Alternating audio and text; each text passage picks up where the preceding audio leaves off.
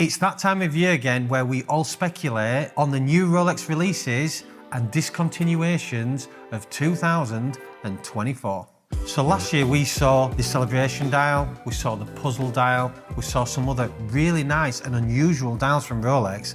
Will we see them in this year's 2024 Watches and Wonders? I am a dial guy, as you probably know. Dials for me are where I think Rolex need to move the needle. I think they are a conservative company. When it comes to dials, they do dials very well. For example, look back historically, DayDat range, stellar dials, beautiful coloured dials, 60s and 70s.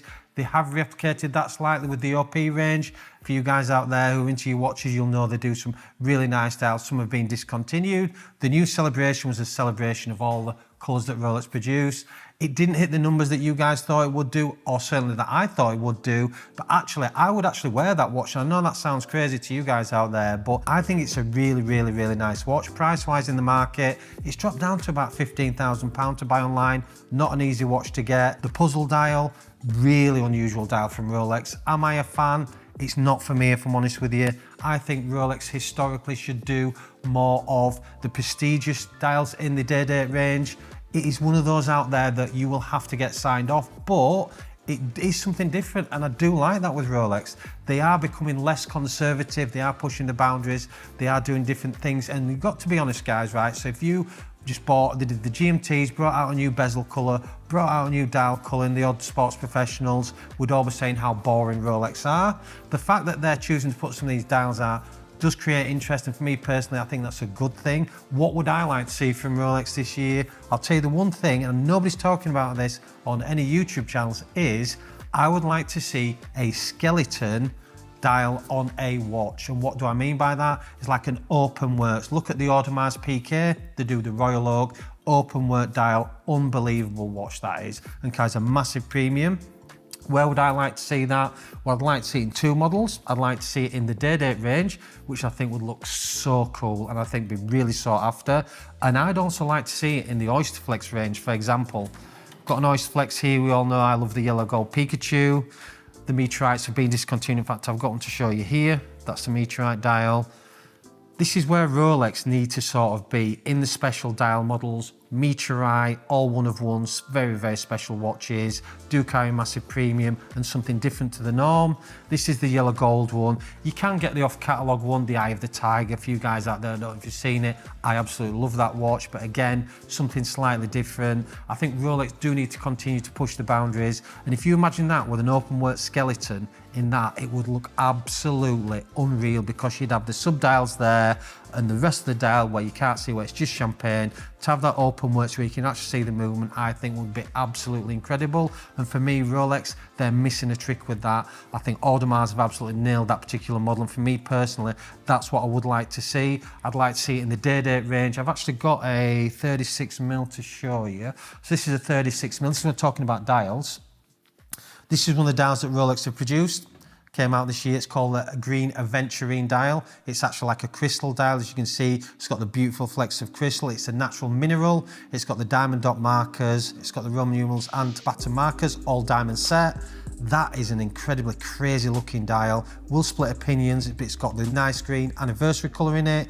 I think that is a really beautiful watch. It is something different. Will it appeal to everybody? No. Is that why Rolex do it? Yes. They don't want it to appeal to everybody, because most people want this watch, they'll want a Batgirl. That's what most people want when they're looking at the predictions for this year. They'll want to see something different with this model. They might even want to see the new Coke we've all spoke about. That's a really talked about subject. You know, the black and red on the Coke, on the GMT range, I think it'd be a really nice addition. I personally like that. I think it would possibly outsell the Pepsi. As we know, there's a good chance that'll go. But until they solve the red problem with the bezel on the GMT, I actually don't think that they will actually be able to produce the Coke. So if you guys out there wanting it, including me, I think we're all going to have to wait.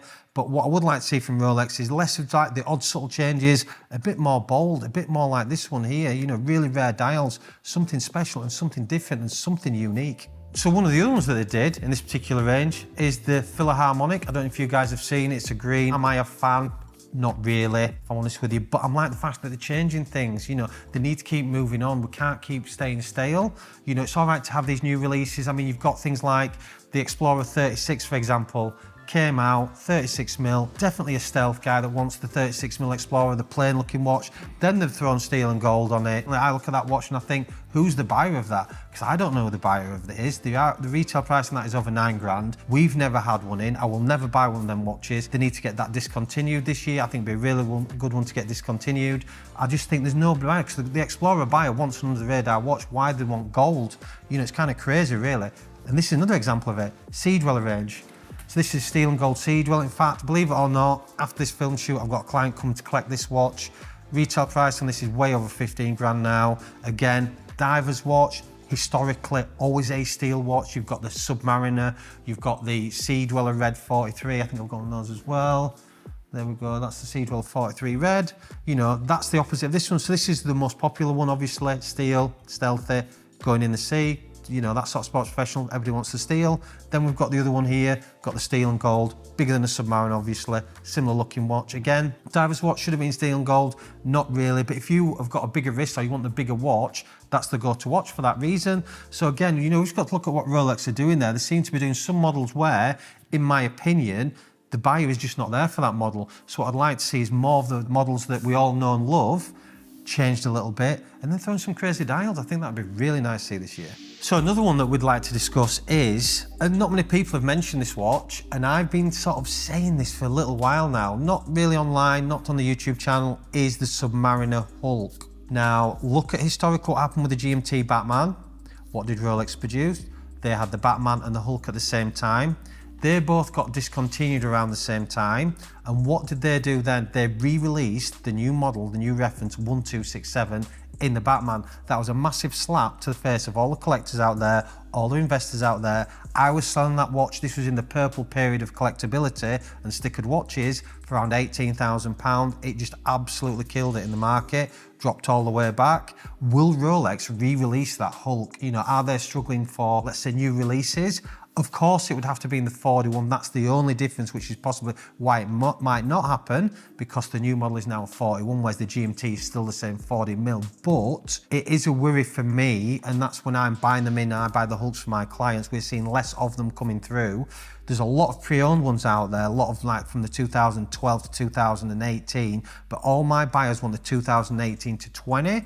2020 being the last year it was produced. Even more as a 2020 new card for you guys out there. The new card is the latest card that Rolex produced on the new models. That is one that if Rolex re-release that, there's a good chance they might do over the next few years. What will it do to the old Hulk? It'll probably kill it off like it did the old Batman. So just bear that in mind. You know, possibly they could be looking to do something like that. Another range that's not talked about, which possibly I may think they might get discontinued, is the Yacht Master II range. We very rarely have them in an LWC. It's a 44mm watch. It's a very, very big watch. The steel price on that is absolutely ridiculous. It's got to be like 16 or 17,000 pound now. The rose and steel way over 20k now for that retail price. The yellow gold, it's around about 36, 37k now for that. I know from history that all the Rolex ADs in the UK only get one of that one a year. That's the full yellow gold. One of my personal favourites, by the way. I'm not dissing the watch whatsoever, but the fact is there's not many people buy that watch, and I never get requested it, and you never see it in the group chats and the WhatsApp trade chats. So that's one possibly that I've been sort of thinking about over the last few weeks, what could possibly get discontinued.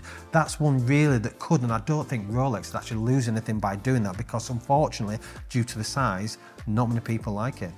Staying in the Yacht-Master range, let's talk about the Yacht-Master 40. Let's talk about the steel bracelet one. Let's talk about the steel and rose bracelet one. Again, trends have changed. This has now become a unisex watch. Is it the preferred choice from you guys out there? No. What would you choose over it? The Submariner Steel or the GMT Batman or Batgirl or the Pepsi or the Submariner with the green bezel? So in that particular range, because of the way it looks, and it does wear small by the way, because of the polished shoulders, and the bezel shows the marks really bad. You get one of those after a few years old, full platinum bezel or full rose gold bezel, it will look old and look old quick. That could be one that possibly again may go potentially this year, maybe next year. Not one that people talk about, but unfortunately, unless we have that one client that wants that watch and that watch only, it's 1,000,000% possibly going to get discontinued, because we never ever get requested for that watch.